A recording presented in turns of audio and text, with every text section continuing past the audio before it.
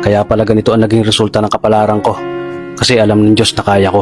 Sa edad kong to, napagod na akong magmadali. Kaya lahat ng ginagawa ko ngayon, ini-enjoy ko na lang.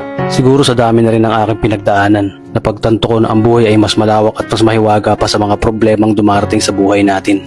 Tumatanda na tayo, baka sa kakahabol natin sa masagana at maayos na buhay, ay hindi na natin nai-enjoy ang buhay. Baka nabubuhay na lang tayo dahil nape-pressure tayo sa sasabihin ng ibang tao. Marami na rin akong mga naging maling desisyon sa buhay, pero lahat yun nagsilbing aral sa akin at natuto ako sa mga pagkakamali ko. May mga taong sobra nating mamahalin at bibigyan ng halaga, pero ibabalik lang sa atin ay kabiguan at matinding trauma. Kaya wag nating lilingunin ng mga taong tulad nila dahil mas payapa kapag hindi ka na interesadong malaman pa kung ano pang balita sa kanila. At wag mong idepende ang sarili mo sa kahit kanino.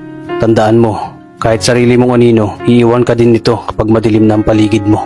Kailangan natin matutunan na huwag ikumpara ang sarili natin sa iba dahil hindi natin laban ang laban nila. Karera mo to, di nila karera. Dahil ang buhay ay hindi naman nasusukat sa kung sino ang mayaman, kundi kung sino ang payapa. Kaya galingan mo lang palagi tol dahil napakaraming tao mapanghusga, hihilahin ka pababa at lagi mo tong tatandaan.